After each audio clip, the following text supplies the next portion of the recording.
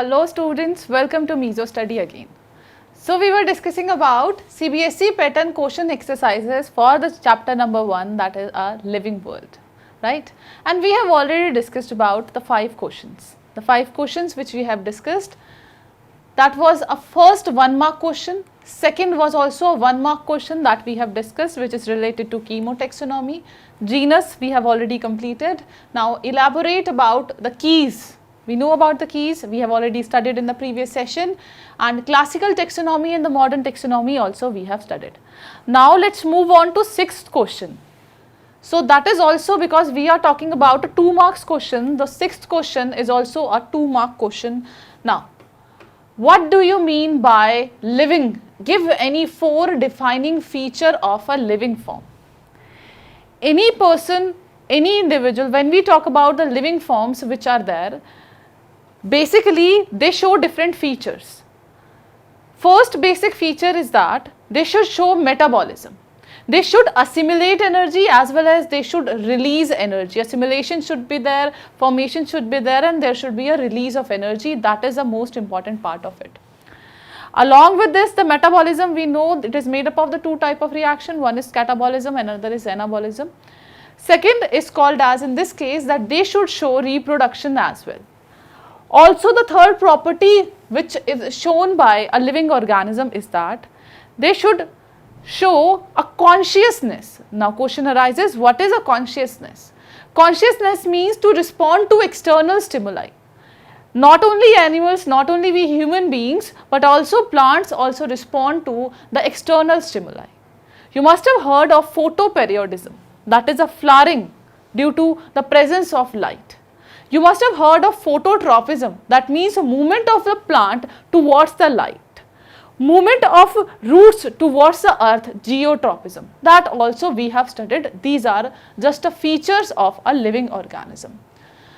So, we know about the living organism. What are living organisms? We can explain that very easily when we have to give the any 4 defining features. The first defining feature is called as a metabolism.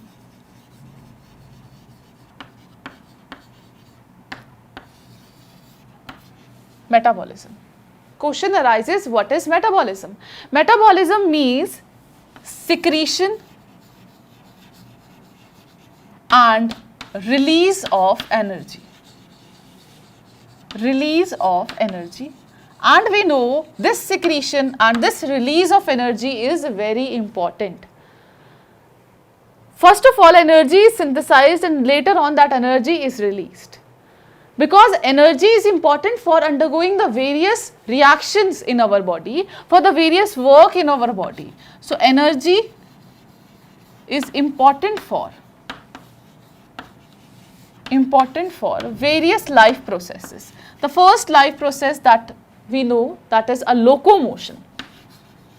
Locomotion. Second is the digestion. For also digestion we need energy. For the process of respiration we need energy. For the process of reproduction also we need energy.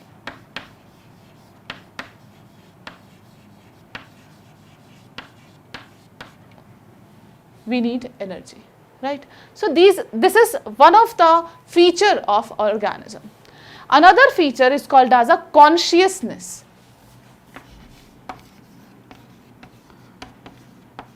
Consciousness. Question arises, what is a consciousness? Consciousness to get awake. Consciousness to respond to external stimuli. So that means respond to external stimuli.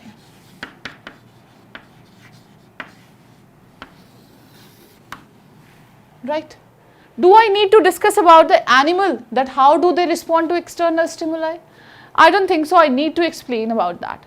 We have different receptors. I'm just explaining you that we have different receptors present in our body. Eye is also that thing which help in responding towards different stimulus. We have a nose present by which the olfactory glands which we have, by which we can smell things. We have a gustatory receptor present on mouth by which we can taste different food. We have these ears present in them which are having auditory receptor due to which we can listen to the various signals that is being passed. In case of human beings, these are present. In case of animals, you can say auditory receptor is there, gustatory is there, olfactory is there,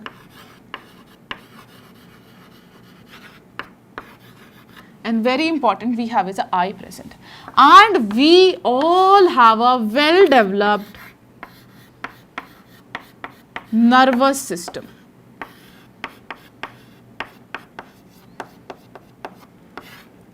Due to which we can respond to external stimuli. Even in case of plant also respond to external stimuli. Plants, for example, in case of plants, have you ever heard of thigmotropism? Thigmotropism. Thigmo means certain plants are like this. If we touch the leaves of those plants, they become folded. That is called as a thigmotropism. Another is that I am mentioning only few just for a reference, that is a photoperiodism. Photoperiodism. Photoperiodism means respond to external stimuli in the terms of flowering. Depending upon the day length, depending upon the night length, flowering happens in case of plants. So this is also one of the defining feature, that we have discussed. The third defining feature that we all know is called as a cellular organization. Cellular organization.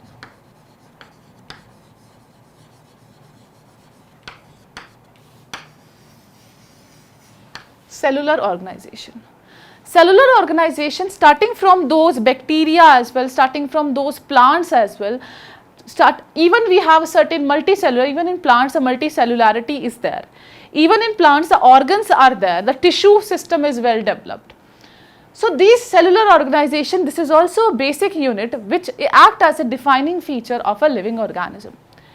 In the cellular organization, first of all, the basic unit is considered as a cell.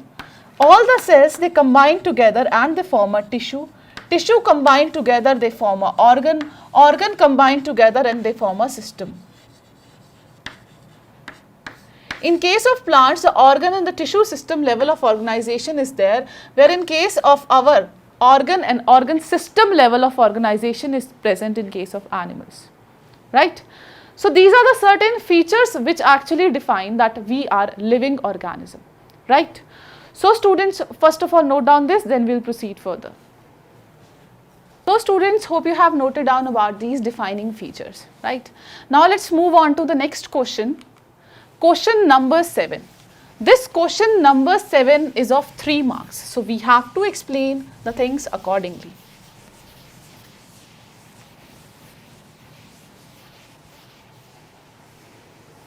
So this indicates what are taxonomical aids, give importance of herbaria, museum, and what are botanical gardens, zoological park, and how they are useful in conserving biodiversity, right?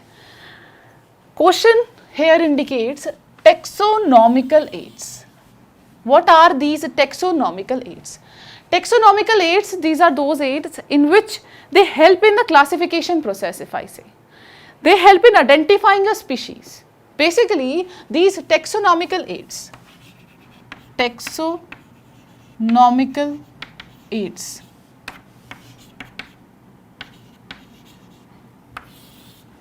they help in classification. Basically, they help in identification.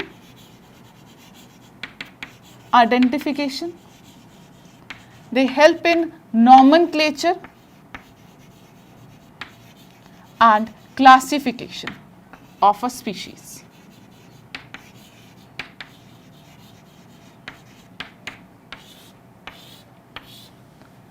With the help of certain reference organism. With the help of reference organisms.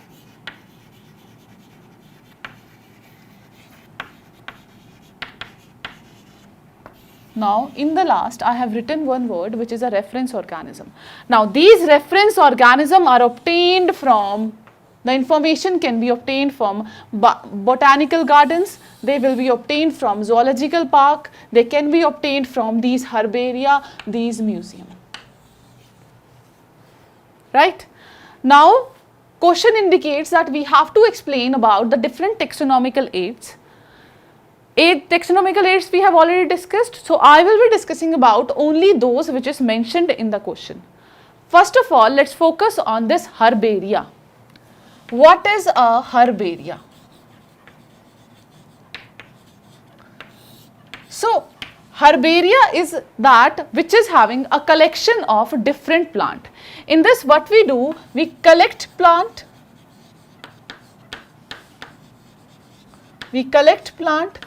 then we dry them. After that, we press them. The drying and the pressing are done simultaneously, and after that, they are placed on herbarium sheet. Herbarium sheets. More than just like that of a A4 sheet, a white sheet is there, that is called as a herbarium sheet. And on that herbarium sheet, those plants, a reference plant is stick over there. As they are placed on these herbarium sheet, not only these plants are present over there, along with the information regarding the date of collection, the place of collection, the classification, up to order, up to family is done. So, in this case, herbarium sheet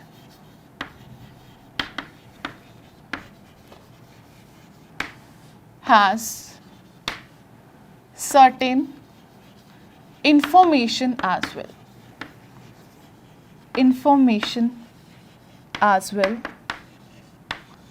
Regarding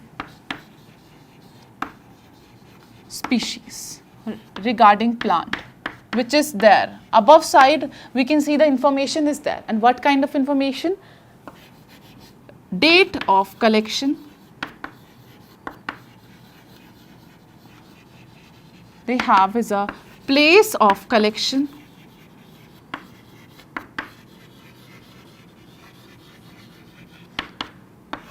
the classification, and very important, name of collector.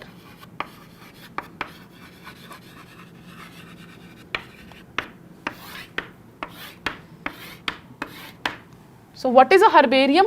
In herbaria, the sheets are there, the herbarium sheets are there, in which the plants are placed, these are dried, along with they are pressed, and they are placed on these herbarium sheets.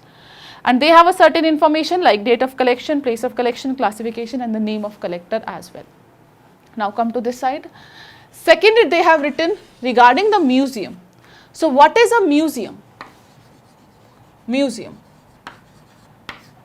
You must have seen the museum in your schools also, they are in colleges also, and each and every cities museums are there. Because we are talking about biology, so I am talking about only biological museums. I am not talking about any historical museums. So, in case of the museum, animals and plants are preserved. And plants are preserved.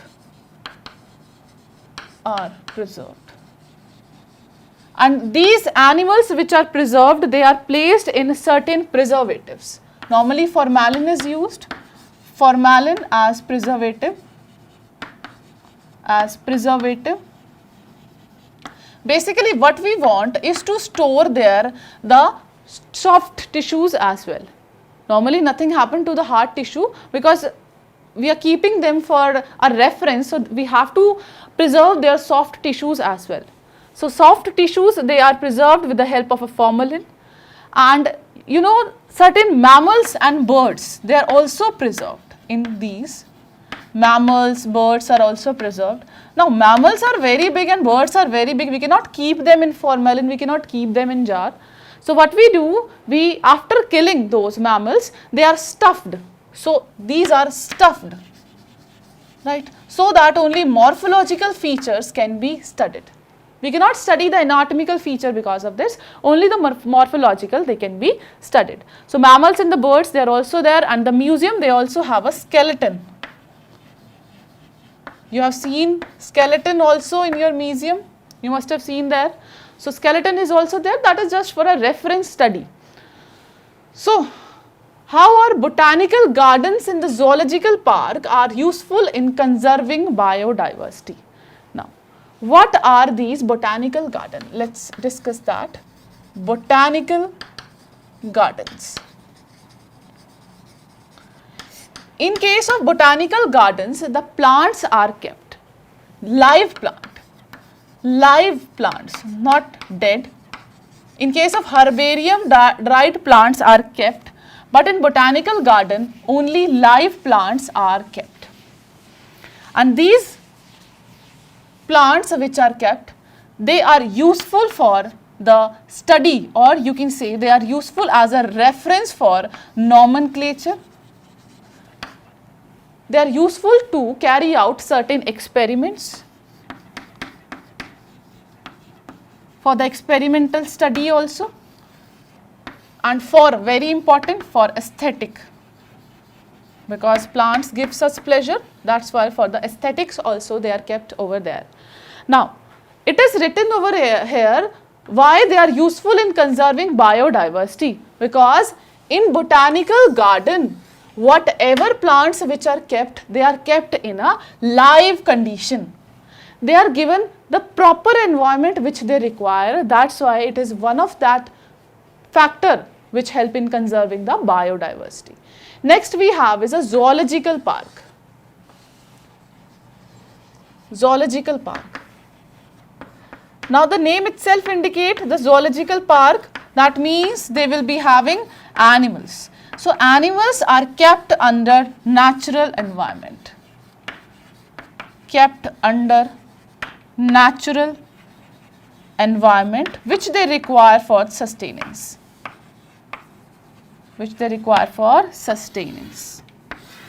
Right? So any kind of endangered species, any vulnerable species can also be kept in natural environment so that they can be preserved, so that they can be maintained in an ecosystem. So this was a question number 7. Hope you know now how to attempt such type of question. Explain stepwise, slow, and this is how you can attempt. Right? Now let's talk about the next question. The next question indicate it is related to metabolism. So just read this question. By the time, let me prepare board for you.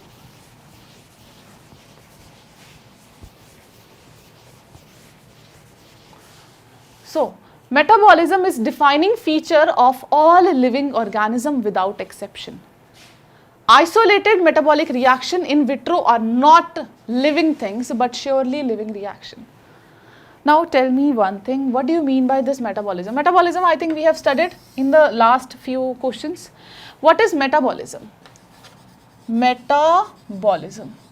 In the metabolism, I will not explain in detail of this metabolism. The two type of reactions are there. First reaction is called as a catabolic reaction.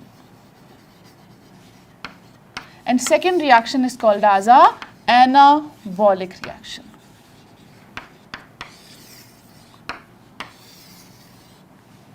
Basically, it is related to energy. Energy is important for the sustenance, for the various life processes that we have already studied. In this case, now, if you are attempting such question, first of all, you have to explain about this metabolism. You have to explain about the definition which we have already completed in some of questions back when I was discussing about the features of living organism. Along with this, the catabolism is there, the anabolism, this is L. Anabolism you have to explain. So catabolism, we have already discussed in the session. In this case, the larger molecules are there that are being broken into the smaller one. Whereas in anabolic, what happens, a smaller plus smaller is there which combine together and they form a larger one. Whenever this catabolic reaction occur, in this case the energy is released. If energy is released, such type of reaction are called as exergonic reaction. Exergonic reaction, that means it releases energy. We have already studied in chemistry. So anabolic are those which are called as an endergonic reaction. So endergonic means they require energy for the formation. So metabolism means formation of energy, and metabolism means energy is released. These are the two important life processes. If they stop happening in our body, we will be no more. So metabolism we have discussed that. Let's talk about the example of the catabolism. You all have heard of a normal process which happens every time, every day, every night, respiration. In the case of respiration, what happens is the larger molecules are converted into the smaller one and the energy is released. Whereas the endergonic, for example, there is a formation or the reaction which is called as a photosynthesis.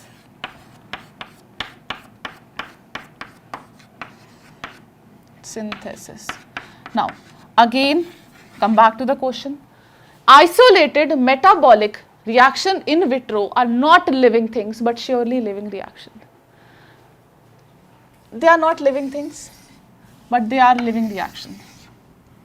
I'll tell you a single line for that, because whenever these reactions happen, whenever certain reactions or metabolic reaction happen, the energy is released, or sometime energy is created, sometime energy they utilize, sometime they release. So the two type of reaction that we know, hope you have studied in thermodynamics, the two reactions are there, the exergonic and endergonic. So energy is involved somewhere or other. If that energy is involved, definitely those reactions, they are considered as a living reaction, but actually those reactions are not a living things, right? This is how you can write in this. Now, let's come back to the 9th question. It's a very big question. 5-mark question.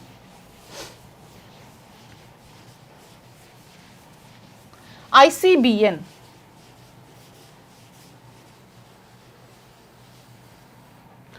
ICBN has provided a code for classification of plants. Give hierarchy units of classification botanists follow while classifying a plant. Now, ICBN, that is the International Code for Botanical Nomenclature. Here we have to give certain codes of classification. They gave a code for classification in which we have to classify the organism into different categories. Starting from a kingdom, then we have a phylum, then class, then order, then family and the genus. You have to explain about these in a single line. Now they have to give what are the different steps, the codes which normally the ICBN said. So ICBN, they said that each of the organism, they should be named in a two thing. One is called as a generic name. The first name is called as a generic name and second is called as a specific name. Generic and second is called as a specific name. Generic name should come first, whereas a specific name they should come later on. The first letter of the generic names, they should be in capital. So the first letter should be capital, letter capital. In this case, the first letter should be small. Letter should be small, right? If we are handwriting something, for example, Homo sapiens, this should be underlined separately. No continuous line should be there. Because students, this chapter is included in a first unit of your 11th class. So in whole 11th class as well as 12th class, there will be many scientific names. And whenever you are attempting a biology question paper answer sheet, when you are writing any answer for that, things should be there in your mind that whenever scientific name is there, you have to underline it. In biology, a teacher can miss any change in the spelling, any mistakes in the spelling, that can be ignored. But one thing which cannot be ignored is this is scientific name. Another thing is that there should be a continuous there should be underline between the underline should be there separate for the generic and the separate for the specific name, that should be there. Another feature is that sometimes we do include a scientist who discovered the name as well. For example, Linnaeus, first letter should be there, and all those things, if I'm naming someone, that all those things they should be in a Latin language. No any other language should be used, only Latin language should be used, right? So all of these things that you have to explain. What is a binomial system of nomenclature and who have proposed it? We have already discussed about the binomial. Who proposed this? That is a Carolus Linnaeus. He was the one who proposed this, right? Now, what are these? Why binomial is the most accepted mode of naming organism? This is because only we have to give two names, which we have already discussed. The first is a generic name and second is a specific name. And why we have to name an organism? Just because to stop a confusion. Basically, what happens whenever we have discussed in the vernacular names, when we give vernacular name, the problem which arises is we cannot easily adjust, or you cannot, if a scientific conference is happening, at that time you cannot, one is referring one particular journal, one particular paper, at that time we will not be able to correlate the thing. So there should be a unit should be there should be a one particular unity in the name, that one a particular plant should be given a specific name, another animal should be given a specific name, right? This is how the things you have to write, and that we have already explained in the sessions. So hope you can attempt this question as well, question number 10, right? So this is a 5-mark question. Explain this, give the scientific name, give the scientist name also, Carolus Linnaeus, and you have to explain about the each and every character, each and every code which is given by the ICBN. What is ICZN? That all you have to explain. So hope all the 10 questions are clear to you. This is how you have to practice different questions. So we'll meet in the next session when we'll discuss about a new chapter. Till then, take care of yourself. Thank you so much, students, for watching this.